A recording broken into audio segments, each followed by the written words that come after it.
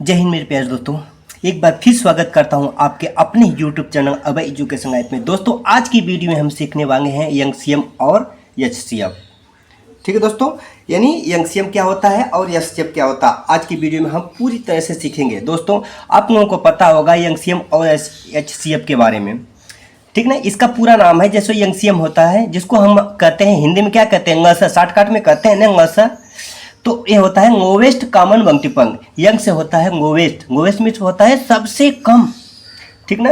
Lowest common, common means समान होता है, वंगटिपंग जो होता है गुणाक, ठीक ना। इसको क्या कहते हैं, लोवेस्ट, यानी क्या होता है लोवेस्ट का मतलब जानते हो, तो इसको क्या कहते हैं लघुत्तम समापवर्तक, लघुत्तम समापवर्तक,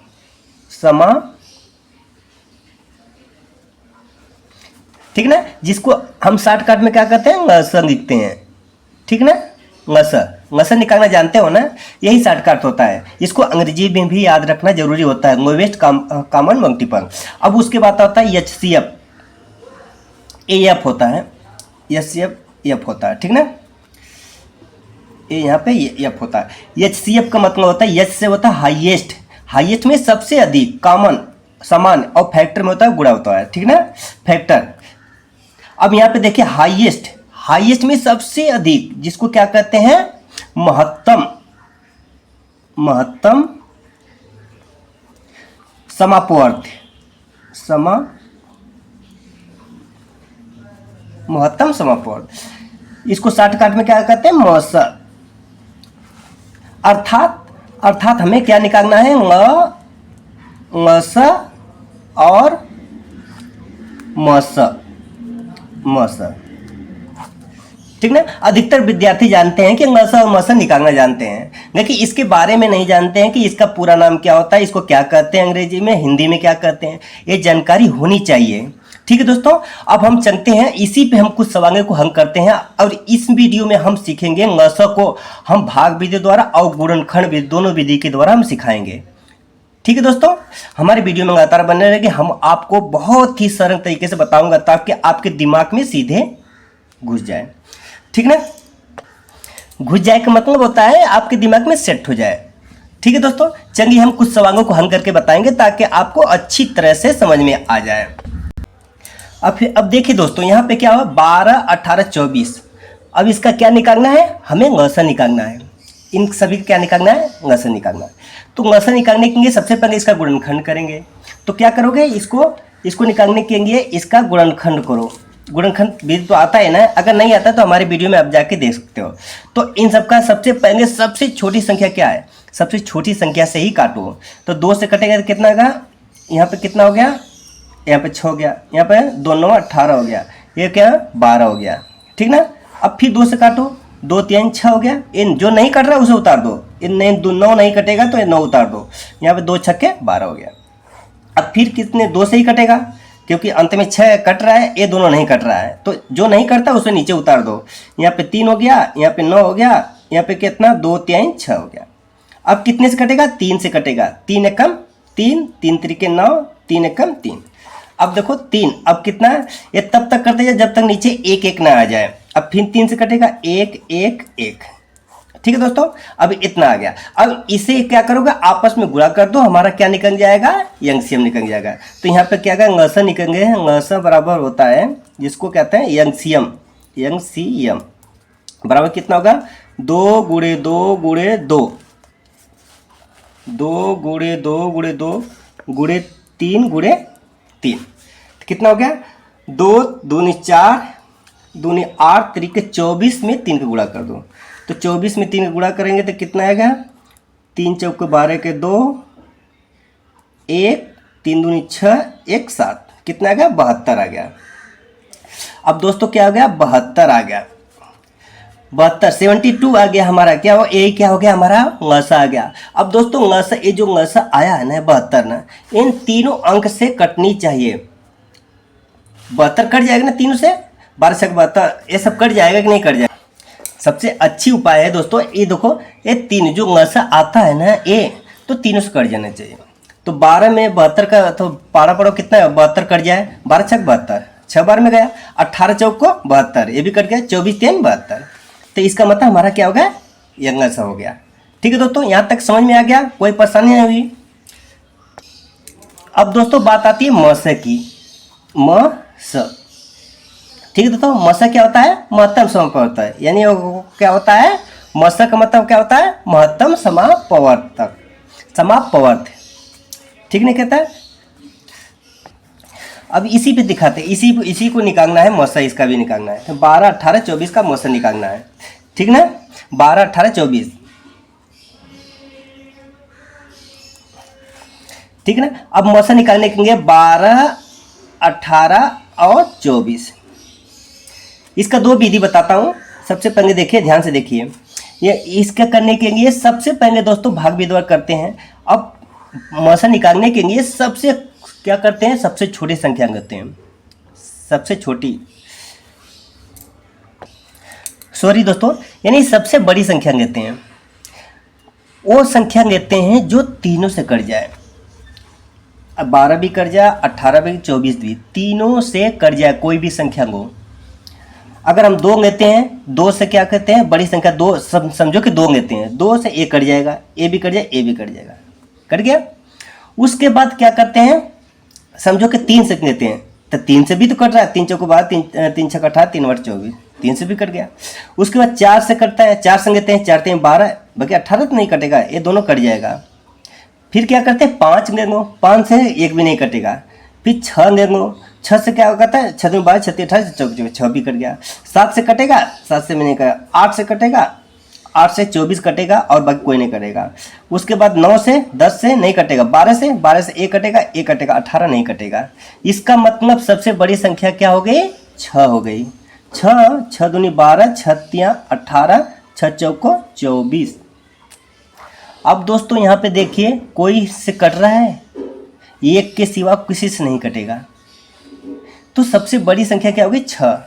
तो हमारा उत्तर क्या हो गया, हमारा मौसा क्या हो गया, मौसा 6 हो गया।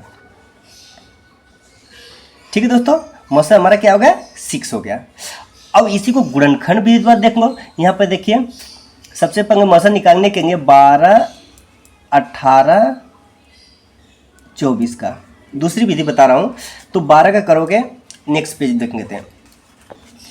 अब यहाँ पे क्या करोगे, 12 का गुणनखंड कर दो, 2 दूनी 4 3 12। 18 क्या करोगे, 2 3 6 3 18 हो गया। 24 क्या करोगे, 2 गुणे 2 गुणे 2 गुणे 3 हो गया। अब दोस्तों इसमें क्या करोगे, इसमें जो सबसे मिल रहा है, यानी जो तीनों में है, उसको एक बार लिखो। यहाँ पर तीनों में क्या है, 2 है, 2 है, तो यहाँ पे क्या है, 2 लिख दिए, गुणे का चिन्ह दे दिए, यानी क्या है, हमारा क्या है, मौसा है। ठीक है ना, 2 मिल रहा है। उसके बाद क्या है, 2 और मिल रहे हैं, 2 इसमें तो 2 है, लेकिन इसमें 2 है नहीं, इसमें तो है लेकिन नहीं मिल रहा है, तो छोड़ दो। 3 है, 3 इसमें भी, इसमें भी, इसमें भी, तो गुणे 3 कर दो। अब बाकी कोई तो नहीं मिल रहा है ना, 3 इसमें है, बाकी इसमें नहीं है, क्योंकि ये तो एक तो कॉमन हो गया ना, हमारा कॉमन हो गया, ये तो हो गया, 3 हो गया, तो 2 और 3 मिल गया। तो क्या उत्तर कितना आ गया, 2 गुणे 3 कितना हो गया, 6 हो गया। ये हमारा क्या हो गया, आंसर हो गया। ठीक है दोस्तों, अब दोस्तों बात आती है भाग विधि द्वारा। हम इसी को सिखाएंगे भाग विधि द्वारा, यानी 12 18 और 24 का। ठीक ना। अब इसको भाग विधि द्वारा कैसे निकालते हैं, भाग विधि द्वारा क्या निकालना है, मस। मस का मतलब क्या होता है, HCF, HCF, ठीक ना, HCF। अब दोस्तों सबसे पहले ध्यान दीजिए, हम क्या करते हैं, 2 लेते हैं, सिर्फ 2 लेते हैं। जब इसका आ जाएगा तो फिर तीसरा करेंगे। तो यहाँ पे 12 और 18 को लीजिए भाग विधि द्वारा। तो 12 हम क्या करते हैं, दूसरी संख्या में पहली संख्या का भाग देते हैं, ठीक ना। तो यहाँ पे क्या होगा, 18, यहाँ पे लिख दो 18, यहाँ पे लिख दो 12 का भाग दे दो। तो 12 में 18 कितनी बार जाएगा, एक बार जाएगा, यहाँ पे 12 आ गया। इसे माइनस करोगे तो कितना आ गया, 6 बार गया ना। अब इसको क्या करोगे, अब दोस्तों जब तक नहीं आएगा, अब ये 6 क्या गया, ये भाजक है, भागफल होता है। अब ये क्या बन जाए, ये भाजक बन जाएगा, जो शेष आ गया, तो इसको ऐसे कर दो अब उसके बाद 18 में 12 का भाग दिए थे, अब 12 में अब 6 का भाग देंगे, तो ये क्या है 12 यहाँ पे आ जाएगा। ठीक है दोस्तों, अब इसमें भाग दो, कितना होगा 6 दूनी 12, जब तक कट नहीं जाए तब तक करेगा। अब हमारे पास कितना है कि 6 आ गया। अब ऊपर कितना बचा था, इन दोनों में से इन दोनों कितना आ गया 6 आ गया, तो इन दोनों की जगह पे 6 लिखेंगे और 24 हो गया, 6 और 24। तो यहाँ पे अब देखो, अब 6 और 24। ठीक है दोस्तों, अब क्या करोगे 24 में 6 का भाग दोगे, तो यहाँ पे 24 में अब 6 का भाग दोगे तो कितने बार जाएगा, 6 चौको 24 कट गया, कितना आ गया उत्तर 6 आ गया। यही हमारा क्या हो गया HCF बराबर कितना आ गया 6। यही हमारा आंसर हो गया, है ना। बहुत सरल दोस्तों, सिर्फ समझने वाले दे रहे हैं। यानी आप लोगों को 2-3 नियम बताया हूँ, जो नियम आपको पसंद आता है हमें कमेंट में ज़रूर बताना दोस्तों। ठीक है दोस्तों, आपको जो अगर ये वीडियो अच्छा लगे तो एक अच्छा से कमेंट जरूर करना। ठीक है दोस्तों, अब देखिए दोस्तों दूसरी सवाल है। दूसरी सवाल 12, 10 और 30 का क्या निकालना है, ngसा और मोसा दोनों निकालना है। ठीक है, सबसे पहले हम ngसा निकालते हैं। ngसा निकालने के लिए ngसा निकालते हैं, तो यहाँ पे लिखो 12, 10 और 30। ठीक है ना, ngसा निकालने के क्या करते हैं यहाँ पे, अब इसको क्या करो गुणनखंड करो, तो 2 से करेंगे तो 2 छक्के 12, 2 पाँचे 10, यहाँ पे 15 आ गया। फिर कितने से काटेंगे, फिर 2 से काटेंगे, 2 3 6, यहाँ पे जो नहीं कटता उसे उतार दो, ये 15। फिर 3 से कटेगा, 3 एकम 3, यहाँ पे 5 उतर गया, 3 5 15। ठीक है ना, अब क्या कटेगा 5 से ही कटेगा, 1 1 1, है ना दोस्तों। बहुत ही आसान है दोस्तों, बस समझने के दे रहे हैं। यहाँ पे ngसा बराबर कितना हो गया, ngसा बराबर हो गया, इनका गुणा कर दो आपस में, तो 2 गुणे 2 गुणे 3 गुणे 5 बराबर क्या 2 दूनी 4, 3 12 5 60। ठीक है दोस्तों, यही हमारा क्या हो गया आंसर हो गया। समझ में आया दोस्तों, यही हमारा क्या हो गया आंसर हो गया। अब ठीक है दोस्तों, अब क्या निकालते हैं, इसी का क्या निकालते हैं हम, मस निकालते हैं। मस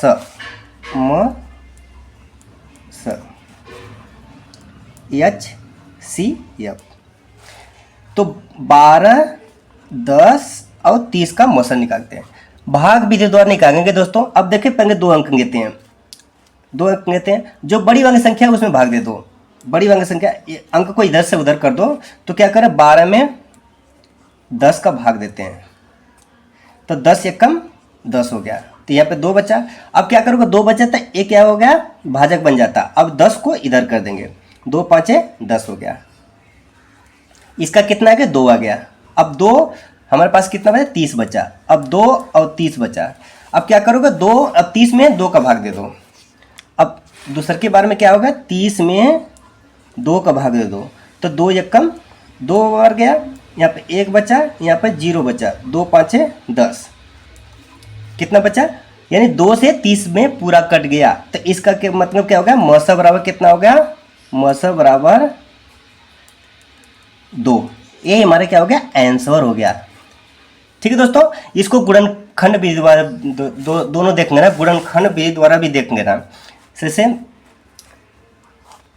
आप लोगों को बताता हूँ, यहाँ देखो 12 हो गया, यहाँ पे 10 हो गया, यहाँ पे 30 हो गया, तो 2 दूनी 4 3 12, तो 2 गुणे 5, तो 3 5 15, 2 गुणे 3 6 5 30।